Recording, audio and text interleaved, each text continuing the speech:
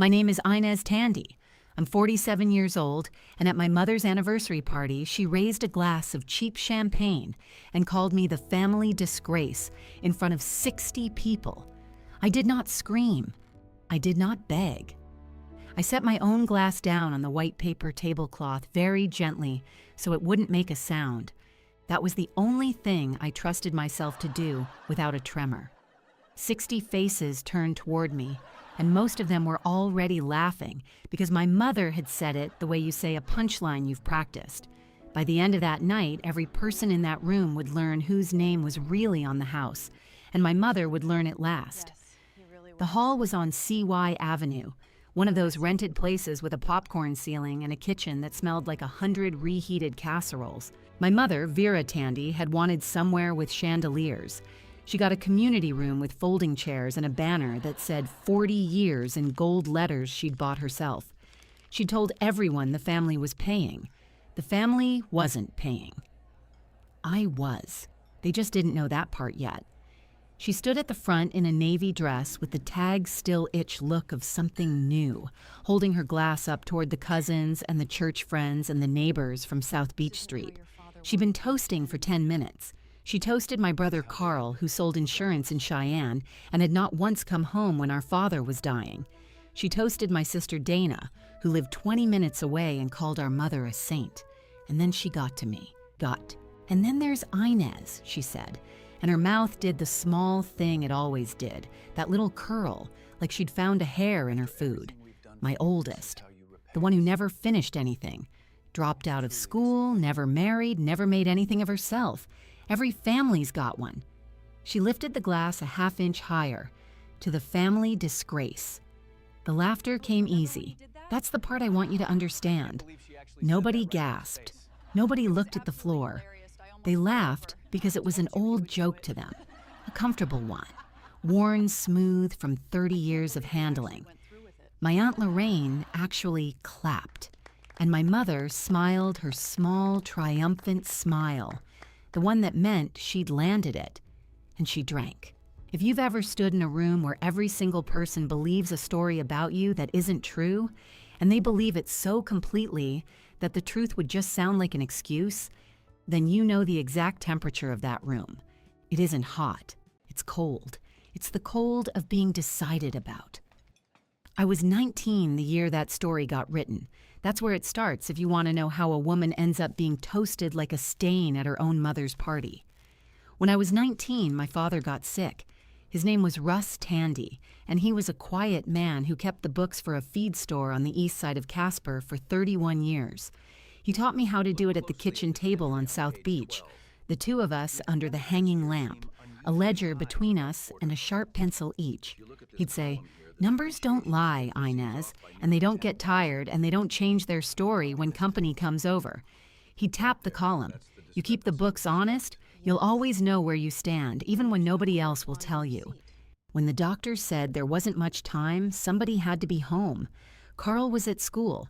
Dana was 16, and in my mother's words, too sensitive. So it was me. I left the community college after 3 semesters of an accounting program I loved. And I came home, and for 2 years, I learned how to do the things you learn how to do when someone is leaving slowly. I managed his medicine. I kept the household running. I sat with him on the worst nights so my mother could sleep. And when it was over, the story the family told was not. Inez gave up everything to take care of her father. The story was Inez dropped out and never finished. My mother needed it told that way. I understand now why she needed it. A woman who has decided she is the one who held everything together cannot have a daughter who actually did. There's only room for one martyr in a house, and Vera Tandy had claimed the role before the funeral flowers were dry. So I became the calculator who couldn't get a degree. That was another one of hers. I went to work bookkeeping for a property management company, then for a dental group, then on my own with a little client list of small businesses around town. And I was good at it and quiet about it, and my mother told people I did some office thing. When I bought a sensible used car with cash, she told Dana I was probably in debt up to my ears, the way she handles money. She'd say it laughing. She always said the cruel things laughing, so that if you flinched, you were the one who couldn't take a joke. I want to be fair to the woman because being fair is a kind of bookkeeping too. My mother was not a monster. She was a frightened person who had decided very early that the way to be safe was to never, ever let the neighbors see a crack. We don't air things on Beach Street, she used to say, and she said it about everything, about money, about my father's drinking before he quit, about the time the roof leaked for a year. We don't air things on Beach Street. She said it so often it stopped being a sentence and became a kind of weather in that house. I didn't know yet how much she was hiding behind it. I'd find out. But that night at the party, I just heard it as the same old tune. After the toast, the party went on the way parties do. Somebody put on music. My mother held court by the cake. I went and stood near the coffee, because that's what I do. I find the edge of a room, and I keep it. My cousin's boy, Dale, came and stood next to me, and he's the only one I was glad to see. Dale was 23, my late cousin's son, and the family had more or less written him off too, for reasons that boiled down to him not finishing a thing either. He'd left a community college program when his mother passed, which, if it sounds familiar, it is. He wanted to be an electrician. He was apprenticing when he could afford the hours. My mother called him that boy who's always between things. We recognized each other, Dale and I, two people in a family of decided-abouts. That was rough, he said, looking at his shoes. What she said. It's an old song, I told him. I know all the words. He almost smiled. Then he said the thing that turned my whole night, though neither of us knew it yet. He said, "Aunt Inez, is it true the house is in trouble?" My mom, before she passed, she said something once about Grandma Vera and the bank. I figured it was nothing. I kept my face very still. That's a skill, the still face. I learned it at a deathbed. What did she say? He shrugged. Just that the house was 2 payments from gone, and nobody was supposed to know. She made it sound like a secret. I figured she got it wrong. Now. Here is the thing about being the bookkeeper, the calculator who couldn't get a degree. You hear a number like 2 payments from gone, and it does not float past you like gossip. It lands in a column. It sits there, waiting to be checked against something. Because the South Beach Street house was not just my mother's pride. It was, though no one at that party would have believed it, the thing I had quietly spent 11 years keeping alive. I'm going to have to back up to tell you that part, and I'll tell it plain, the way my father liked things told. 4 years after my father died, my mother nearly lost the house. I only found out by accident, a piece of mail forwarded to me wrong, a notice with a number on it that made my stomach drop. She'd refinanced after he passed, taken money out, and then the payments had gotten away from her. She would have died before she told any of us. We don't air things on Beach Street. I had a choice. I could let her learn what it feels like to lose the thing you've built your whole identity on. Plenty of people would have said she'd earned it. Or I could do the thing I knew how to do, which was the quiet thing, the numbers thing. So I went to the credit union on 2nd Street, and I sat down across from the branch manager, a woman named Marguerite Okafor, and I asked her how a person could help with a mortgage that wasn't in their name, without the borrower ever having to know. Marguerite was maybe 10 years older than me, with reading glasses on a beaded chain and a way of listening that made you feel like your problem was a normal-sized problem. She told me there were ways, anonymous payments, a guarantor arrangement, things that could be done quietly on paper between people who wanted it that way. And then she did something I didn't understand at the time. She looked at my last name on the form, Tandy, and something moved behind her glasses, just for a second. She said, "Tandy? Off South Beach?" I said yes. And she got very careful and very kind all at once. And she said, "Let's set this up properly in a way that I would only understand years later." For 11 years after that, I paid my mother's mortgage. Not all of it, not always, but the part that kept the wolf off the porch. When she was short, the credit union covered it, quietly, and I covered the credit union. I never told her. I never told anyone. I drove past that house and saw the porch light on and knew that the light was on because of a transfer I'd logged that morning at my kitchen table, under the same kind of lamp my father and I used to work under.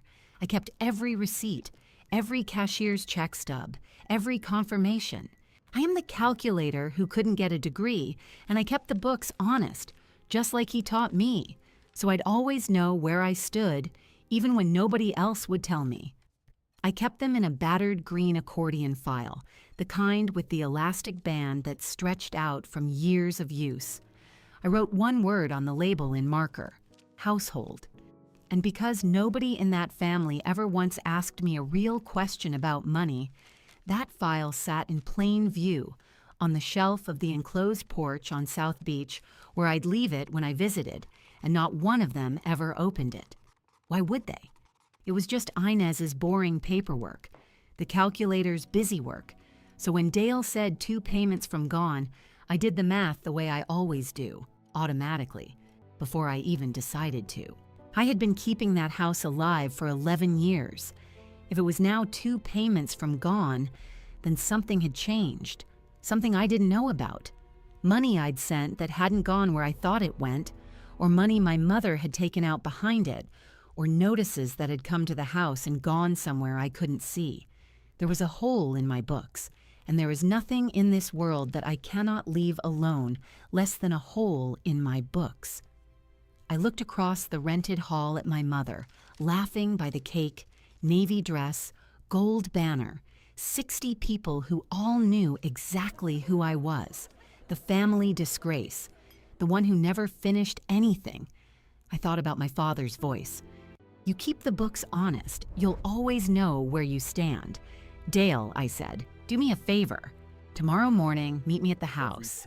Tell your grandmother you're coming to fix that porch light. I picked up my keys off the coffee table. They jingled, and on the ring with them was a single plain brass house key, threaded onto a loop of fishing line that everyone in the family assumed was just something sentimental I carried. Some old house key I couldn't let go of. My mother had once seen it and said, "Look at her, hanging onto a key to a house that isn't even hers," and laughed. I closed my hand around it. "Why the house?" Dale asked. "Because somebody's been telling a story about this family for 30 years, I said, "and I think it's time I checked the numbers." And I drove home through the wind coming off Casper Mountain with that green file already waiting on the porch, and a card I didn't yet remember, a card in my father's old wallet, soft with age, with 2 words written on it in his hand, M. Okafor, about to become the most important thing he ever left me. The next morning came up gray and hard over Casper Mountain, the way it does in early spring, with a wind that found every gap in the clapboard. I parked on South Beach Street a little before 8. The house looked the way it always looked, white paint going chalky on the south side, the porch sagging just slightly to the left like a man favoring a bad hip, the screen door with the spring my father had replaced 4 times. Old Yellowstone District, the part of town that remembers being the whole town. I sat in the car a minute with my hands on the wheel and let myself feel the thing I always felt looking at that house, which was not anger and was not love exactly, but something quieter than both. Responsibility. The feeling of a column that has to add up. Dale's truck was already there. He'd told her he was coming to fix the porch light, and that was true enough.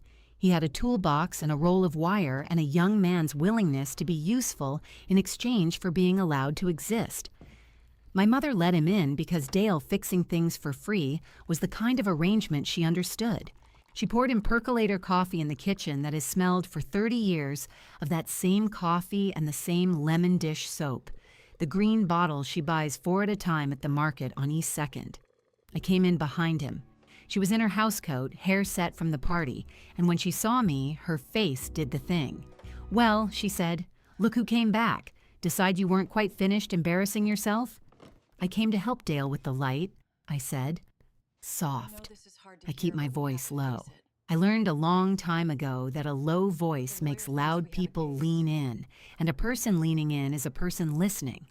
She waved a hand and went to her stories in the front room, and that was all the permission I needed.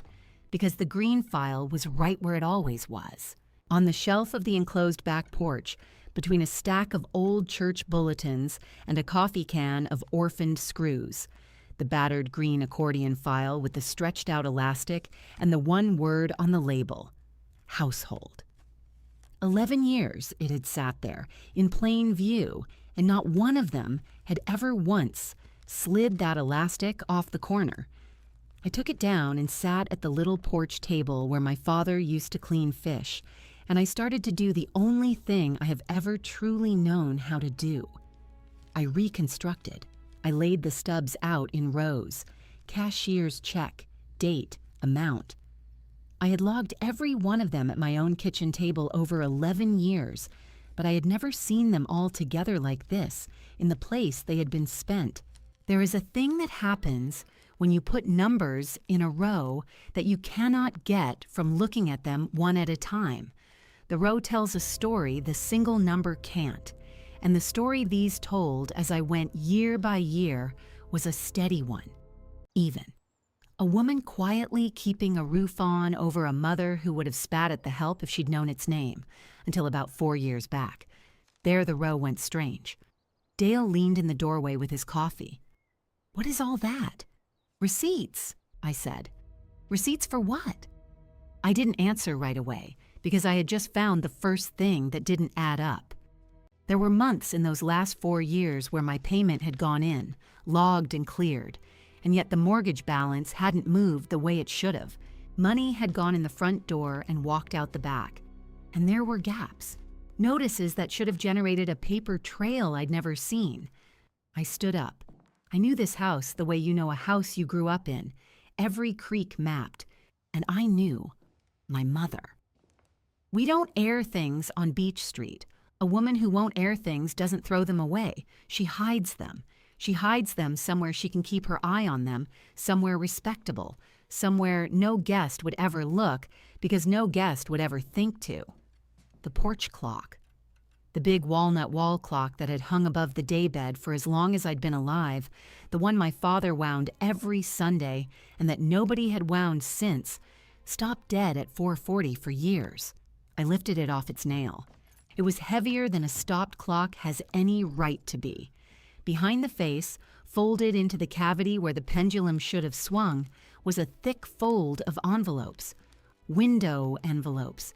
The kind with red printing you can read through the little glassine pane even before you open them.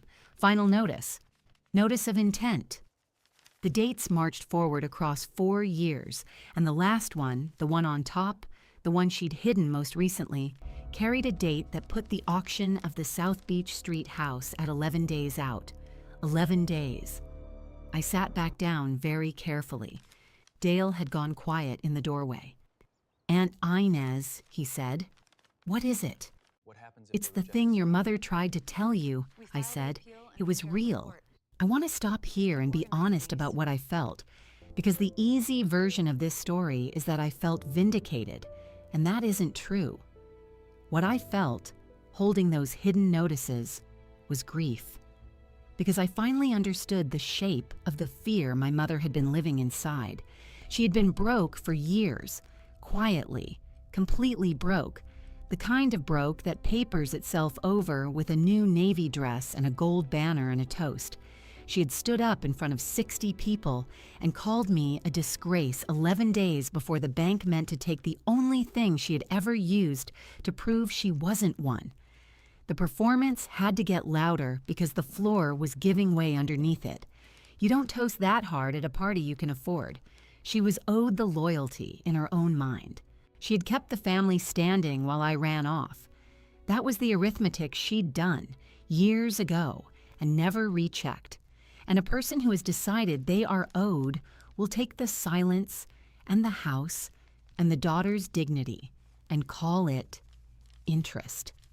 But there was still the hole, money in the front, gone out the back, because here is what I found next, and it is the part I did not see coming, the part that turned the whole ledger over.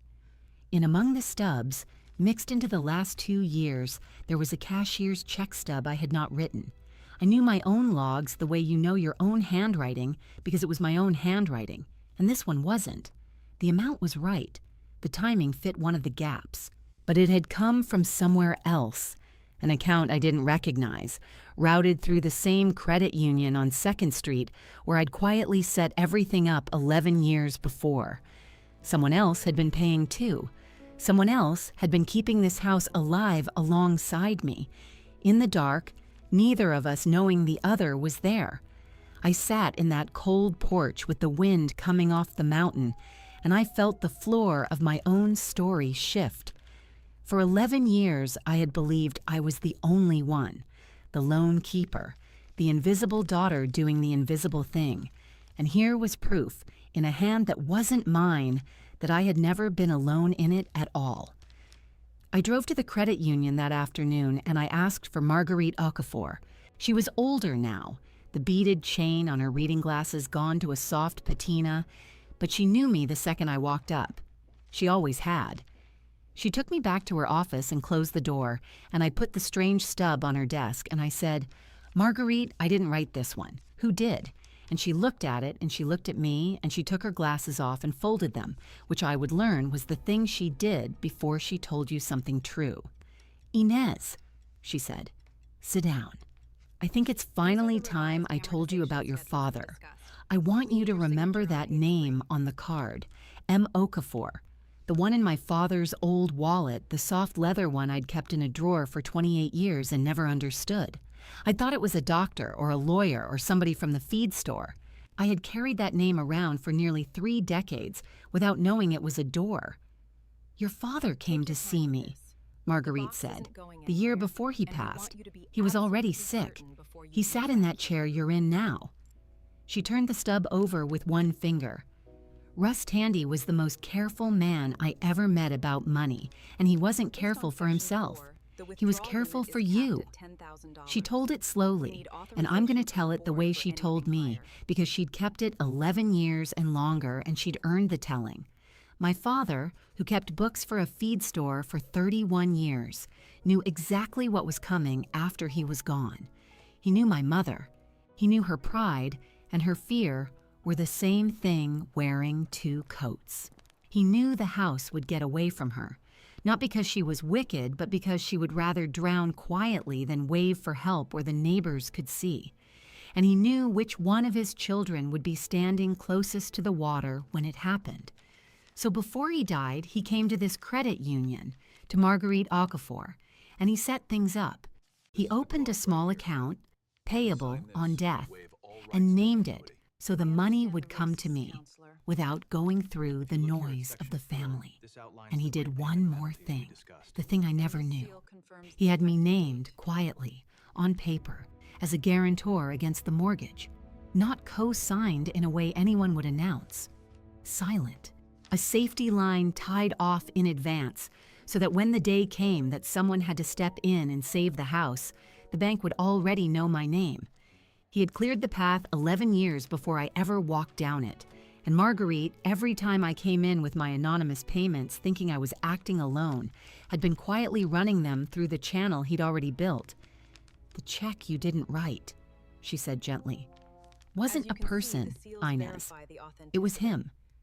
He left a standing instruction, a small posthumous arrangement that released a payment whenever the account showed the house was in danger and your own payments hadn't yet cleared. It's been sitting there, doing its job in the background, for years. Your father has been making mortgage payments from beyond, son, the same way he made them when he was alive, quietly, so nobody would have to be ashamed. I did not cry in her office. I'm not a crier in offices. But I'll tell you the truth, I had to look at the wall for a minute. "There's something else," Marguerite said. He set up one more, smaller, a little fund earmarked for a trade apprenticeship. He didn't have a name on that one at first, just a note. He said, and I wrote it down because I never forgot it. He said, "There's always one in every family they decide to throw away, and when one comes up, this is for them." Dale. He'd never met Dale. Dale was a child when my father passed. But my father, who understood his family better than his family ever understood themselves, had known there would be a Dale. There is always a Dale, and he had set money aside in the dark for a boy who didn't exist yet, so that the next one they decided to throw away would have something to land on. I thought about my father at the kitchen table under the hanging lamp. Numbers don't lie, Inez, and they don't get tired, and they don't change their story when company comes over. I had thought all these years that he'd taught me to keep books so I could make a living. That wasn't it at all. He taught me to keep books so that one day, when the family told a story that wasn't true, there would be one person in the room who could check the numbers. He'd made me the keeper on purpose. He'd been preparing his evidence and his witness at the same kitchen table, and I'd been too young to see I was both. Marguerite put her glasses back on. So here's where you stand, Inez. The auction is in 11 days. The note is in default. But because of how your father set this up, and because of 11 years of payments in your name, you are not a bystander to this house. You have standing. You can step in. She slid a single sheet across the desk. You can assume the note, quietly, today, and the bank will take you because your father made sure the bank would always take you. I looked at that sheet for a long time. Outside, the wind was working at the windows of the credit union on 2nd Street. The same wind, the same town, the same mountain my father had looked at his whole life. You've carried this family on paper for 11 years, Marguerite said. Maybe it's time the paper had your name on it. I picked up the pen. And I want to tell you what it felt like to sign my name on that line, because it was not triumph. It was the opposite of triumph. It was the quietest thing I have ever done. I wrote Inez Tandy in the same plain hand my father taught me at the kitchen table on South Beach Street, the hand that slants a little to the right, because he used to put his thumb over mine and say, "Easy, easy. No need to press so hard, the paper isn't going anywhere." And when I lifted the pen, the house was mine, not in the way a person takes a thing, in the way a person finally admits to carrying a thing they have been carrying all along. Marguerite Okafor witnessed it. She signed under me, the same blue ink, and she pressed the credit union seal into the corner, and she slid a copy across the desk and said, "There. It's recorded as of today. The auction is stopped. I'll have the notice pulled before close of business." Then she folded her glasses again, and her voice changed, went down into the register she used for the true things. "Your father said you'd come in eventually with the right question," he told me. "She'll figure out the numbers don't lie. And when she does, don't you dare make it easy for her, Marguerite. Make her say the question out loud, because that girl has spent her whole life being talked over, and she needs to hear her own voice ask for what's hers." I sat there a moment.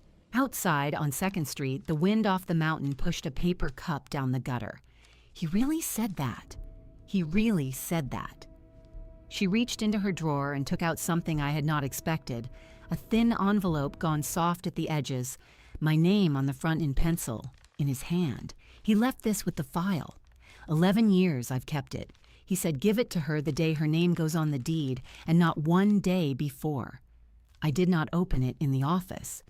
I am not a woman who opens her father's last letter in front of company, even company as gentle as Marguerite Okafor. I put it in my coat pocket, over the place where the brass key hung on its loop of fishing line, and I drove back to South Beach Street with both of them against my chest, the key and the letter, the lock and the word. Now I need to tell you about the 11 days, because I did not spend them the way you might think. I did not call my mother. I did not call my brothers or the cousins who had laughed the loudest at the party on CY Avenue. I did not tell a single living soul what I had signed. I went back to my own kitchen table, and I did what I have always done, which is the work. I built the trust. I sat with the documents, and I drew the thing my father had drawn in his ledger, only completed now, the structure he'd started and left for me to finish. A family trust, with the South Beach house inside it, owned free of the bank because I had assumed and then quietly satisfied what was owed, using 11 years of records to prove every dollar was already accounted for. and I wrote the conditions into it in my plain bookkeeper's language, the language nobody in that family had ever respected, and every one of them was about to live inside. My mother could stay in that house until her last day. The roof was hers, the lemon dish soap and the percolator and the daybed under the walnut clock, all of it, hers, untouchable, on the record. But the deed would never again be a thing she could lose at a card table of pride. It belonged to the trust now, and the trust belonged to the family. And the family, for the first time in 30 years, had a keeper whose name was written down. I also did the other thing, the small thing that was really the largest thing. I took the note Marguerite had shown me, my father's note about the apprenticeship fund, the one that said, there's always one in every family they decide to throw away. And when one comes up, this is for them, and I put Dale's name on it, Dale Tandy, my nephew, the boy my mother called shiftless because he'd chosen a trade over a tie, the one they'd quietly stopped setting a place for. I funded the rest of it out of my own account, on top of what my father had set aside, and I routed it through Marguerite the exact way my father had routed everything. Silent, no fanfare, a safety line tied off in advance. Dale would come to find the following autumn that his apprenticeship at the shop on East Yellowstone was paid through every dollar by a person who had asked the credit union to keep her name off it. He would not learn it was me for a long time. That was the point. My father taught me that the cleanest gift is the one the giver never gets to enjoy being thanked for. On the 11th day, my mother called a second gathering, not a party this time, a Sunday dinner, the kind she used the way a general uses terrain. The family pulled in close around the table on South Beach Street so she could survey them and remind them who held the head of it. I think now she called it because the silence from me had unnerved her. A disgrace who slinks away is a story she can tell. A disgrace who goes quiet and still is a column that hasn't added up yet. And Vera Tandy could not abide a column that hadn't added up. She wanted to look at me across her own table and confirm I'd been put back in my box. So I came. I came early, before the cousins, before my brothers, and I brought one thing with me, the green accordion file, household on the label in my father's marker. I set it on the sideboard in the front room beside the photographs, and I waited. They filled the house the way they always did, loud in the doorway, loud over the gravy, my mother at the head in a different navy dress holding court about the neighbor's roof and the price of beef and whose daughter had married poorly. She let me sit through most of it the way you let a draft sit in a corner of a room, noted and ignored. And then, because she could not help herself, because the quiet of me had been itching at her for 11 days, she turned the table's attention my way over the dessert plates. "And Inez," she said in that voice pitched for the whole room, the toasting voice, "still counting other people's money, are we? Still the calculator who never finished anything." A few of them laughed, softer than at the party, because something in the air had changed and they couldn't name it yet. I hope you're not still sore about the party. You know I only say these things because somebody in this family has to be honest. "You're right," I said. Low. They leaned in, all of them, the way loud people always lean toward a quiet answer. Somebody does have to be honest. That's why I brought the books.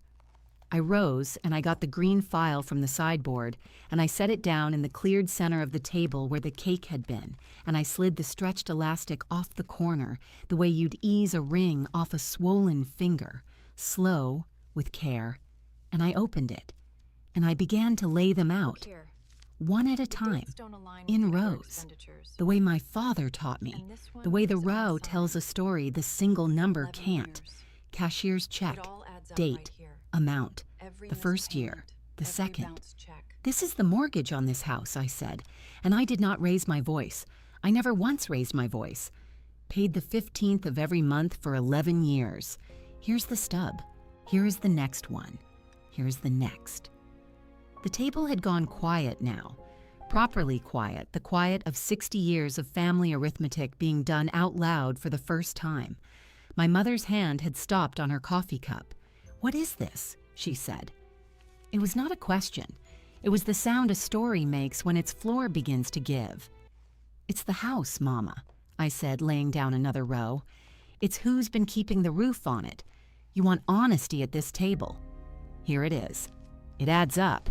It always added up, you just never slid the elastic off the corner to check." I reached deeper into the file, into the fold behind the stubs, and I brought out the second layer, the window envelopes with the red printing, the ones I had found folded into the cavity of the stopped clock above the daybed. Final notice. Notice of intent. I fanned them across the cloth like a second hand of cards, and I watched the blood go out of my mother's face as she recognized her own hiding place laid open in front of her brothers and her grandsons and the cousins from Mills she'd spent a lifetime impressing. "We don't air things on Beach Street," she said, and it came out cracked. The old phrase she'd used my whole life to seal every door in this house, and it landed now in the open air over the table, where everyone could hear how thin it had always been. "No," I said gently. "We didn't. That's how it nearly got to auction without one of you knowing. 11 days ago, this house was going to be sold on the courthouse steps, and not one person at this table had any idea, because she would rather have lost it in silence than let you see her wave for help." I set down the third thing. Marguerite Okafor's letter on the credit union's letterhead, her signature, the seal pressed into the corner. This is from the branch manager on 2nd Street, M. Okafor. Some of you have wondered, maybe, who that name was on the card in Daddy's wallet. I wondered for 28 years. She's the one who's been quietly processing these payments the whole time. She's the witness. Read it if you like. It's all true, and it's all on the record. My uncle reached for the letter with a shaking hand. My brother Wendell said my name, just my name, Inez, in a tone I had not heard him use since we were children, and I understood that the story was turning over in the room in real time. The 30-year story of the daughter who never finished anything, turning over like a clock being lifted off its nail and found heavier than it had any right to be. But my mother, even then, even with the floor gone, did the thing that pride does at the very end, the thing I had braced for because I knew her better than she had ever bothered to know me. She lifted her chin. She set down her cup, and in the toasting voice, thinned now but still reaching for the whole room, she said, "Stubs, letters. So you paid a bill. That doesn't make it yours. Paying for a thing isn't owning it. None of that paper says this house belongs to anybody but me." She looked around the table for the old agreement, the reflex of 60 people who had spent their lives nodding when Vera Tandy raised her chin, and the room was silent, because for once, nobody nodded. I did not answer her right away. I let the silence do its work, the way a low voice makes loud people lean in. Then I reached back to the green file one last time, to the part of it nobody ever thinks about, the part everyone at that table had looked at 100 times and seen as nothing, the stiff cardboard backing of the accordion file, the packaging, the thing you'd throw away. My father had built even that on purpose, and I had only understood it 3 days before, sitting at my own kitchen table with his soft pencil letter open in front of me. I worked my fingernail under the edge of that cardboard backing, where the seam was, and I felt the give of it. And the whole table watched my hands the way you watch a man wind a clock that has been stopped for years. My nail caught the seam, and the backing came away from the body of the file with a small dry sound, like a page turning in an empty house. Behind it, flat against the cardboard where it had ridden every Sunday on that porch through 11 Casper winters, was a single sheet of heavy paper, folded once, the kind of paper that does not yellow because it is meant to outlive the people named on it. I drew it out the way you draw a splinter you have felt for years and finally found. I unfolded it on the cloth, smoothing the crease flat with the side of my hand, and I turned it so it faced the head of the table, so it faced her. A recorded warranty deed, the county stamp in the upper corner, the clerk's date, the book and page where it sat in the public record over on the courthouse square, and the names, Russ Tandy, in the grantor's line, the way it had read for 40 years. And below his, typed clean and even on a machine in an office on 2nd Street, the name nobody at that table had ever once thought to look for. Inez Tandy, grantee, recorded, filed, true. It was here the whole time, I said. I did not say it loud. I have told you I never once raised my voice, and I did not break that on the last word of it. I said it the way you'd set down a cup you'd been holding too long. It was here the whole time, riding on the porch in a file marked household, in the one place none of you would ever look, because none of you ever believed there was anything in my keeping worth the looking. The room did not erupt. I had braced for the eruption, and it did not come. And what came instead was worse for her, because it was the sound of 60 people understanding something all at once and saying nothing. My uncle set the credit union letter down very gently, as a man sets down a thing he does not want to be caught holding. My brother Wendell put his hand over his mouth. One of the cousins from Mills, the ones she'd spent a lifetime dressing the table for, made a small noise and looked at her plate. And Dale, my nephew Dale, who had come late and stood the whole evening near the doorway because no one had thought to set him a chair. Dale looked at the deed, and then he looked at me. And I watched a boy who had been told all his life that he was the shiftless one realize that the woman they called the Disgrace had been the spine of the house he was standing in. My mother reached out and turned the deed a half-inch with one finger, the way you'd touch something to be sure it was real and not a trick of the light. Vera Tandy, 71 years old in her second Navy dress of the season, sat at the head of her own table and read her dead husband's name and her living daughter's name on the paper that owned the floor under all of us. Russ, she said. Just that. Not to me. To him, I think, to the empty chair he'd sat in for 40 years, the man who had kept his own books at the kitchen table on South Beach Street and never once told her what was in them. Russ did this.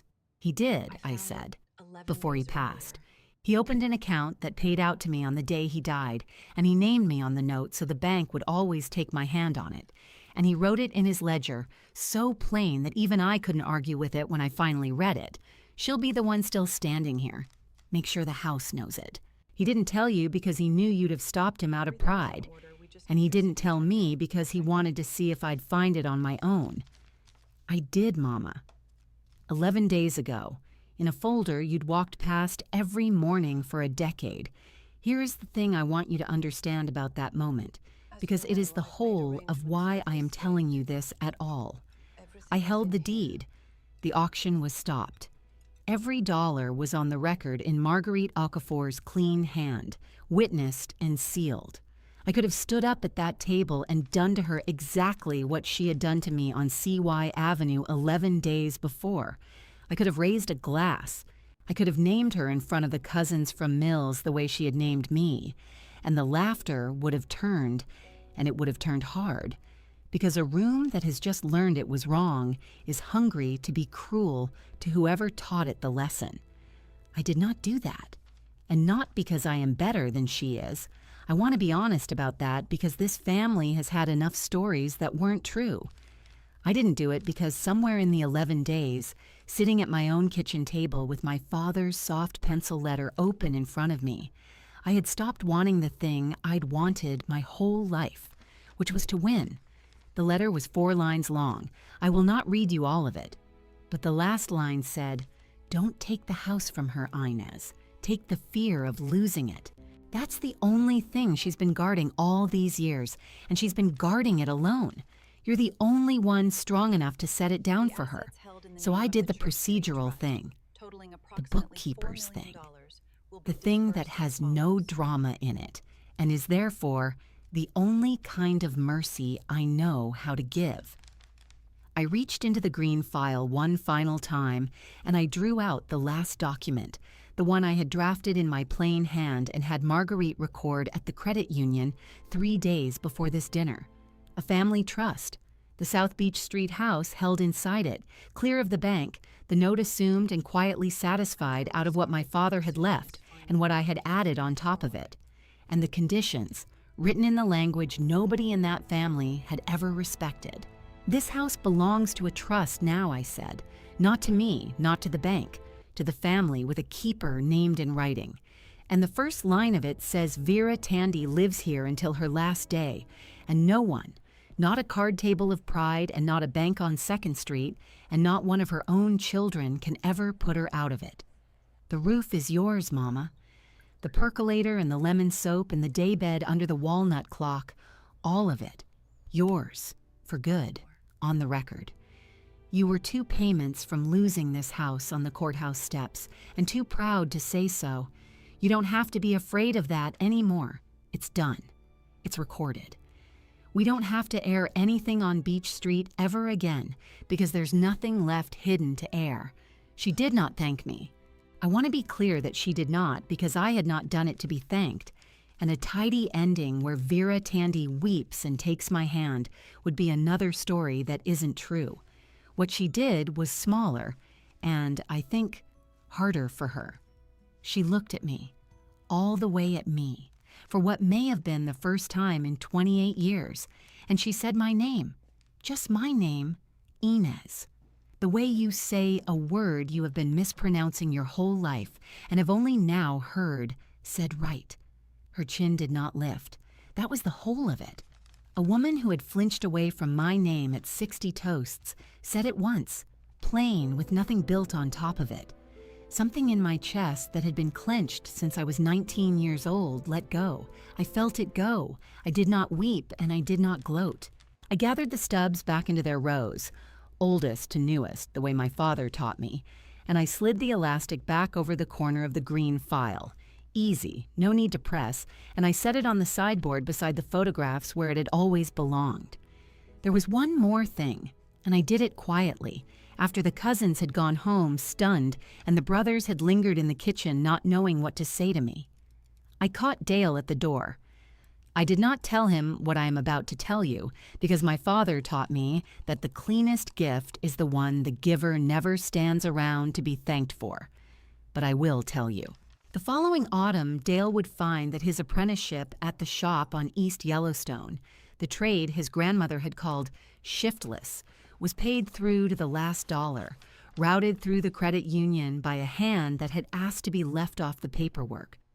My father had set the first part of it aside years ago in an account with no name on the front, because he understood his own family well enough to know there would always be one they decided to throw away, and that the next one would need somewhere to land.